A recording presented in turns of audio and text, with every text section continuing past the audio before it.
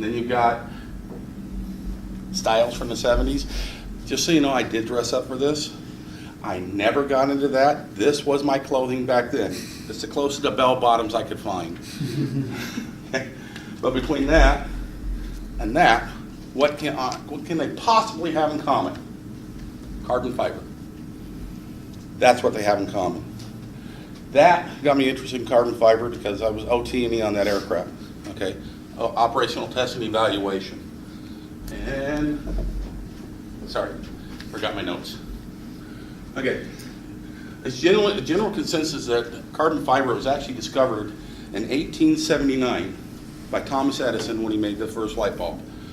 He used cotton and bamboo slivers for the iridescent, and then as they got hotter and they burnt, they got brighter and brighter and brighter. Okay, then time happened.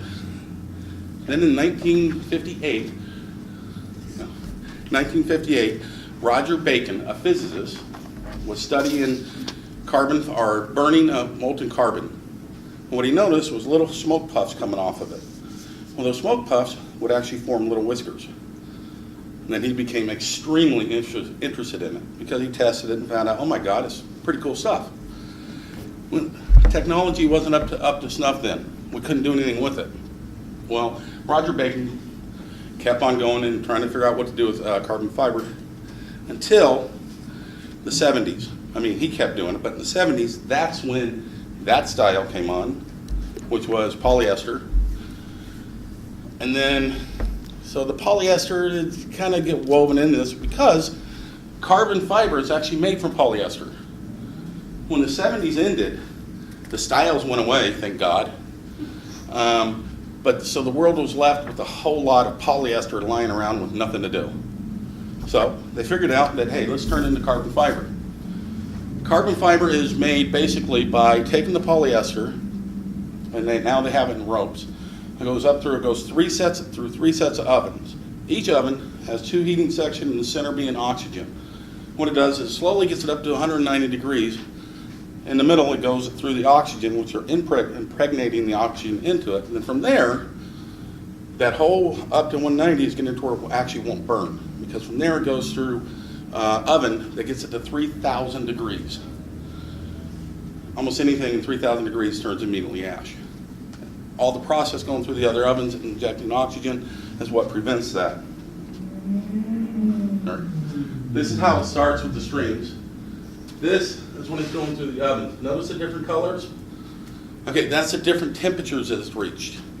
Now, the exact composition of the carbon fiber, trade secret, I can't tell you. I don't know.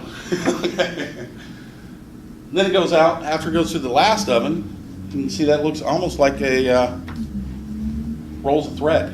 That's exactly how it turns out. If you look on the tables, you'll see a small chunk of carbon fiber that I put out there. That's exactly what it looks like. Now, depending on the application, how big the bands are. Well, after they figured out how to make this stuff, the Marine Corps said in the 1980s they wanted to replace the CH-46 aircraft when I was flying. It's a dual rotor helicopter. Pretty cool, very old. Well, Bell teamed up with Boeing and they said, we're going to make you the V-22 Osprey. The Marine Corps said, cool, because it takes off like a helicopter, flies like a plane. Marine Corps said, I wanted to go from Norway or from North Carolina to Norway nonstop. They said it's not possible. Well, then they went back and checked the books. They figured out if they make it out of carbon fiber, which is 10 times the strength, but 1/7 the weight, then they could do it. So that's what they did. The V-22 Osprey is the first aircraft to be 60% carbon fiber.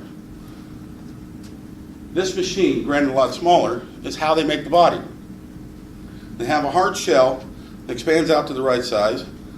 This thing goes over top of it, weaving the carbon fiber all around along the body. And then it goes back and forth, and each time they spray a little bit of acrylic on it. From there, they collapse the frame, pull it out, voila, they got the body of a V-22 Osprey. Pretty cool concept. Now, because of, that's a sample of what you have out there, because of the properties of carbon fiber, it's actually pretty cool. Here's some, it's 300 times for bending. It's basically stronger than almost anything out there, if it's done right. These are my sources, so you know.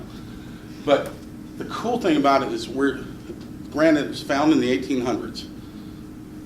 Figured out how to do it in the early 80s. Now, it's becoming an everyday part of life.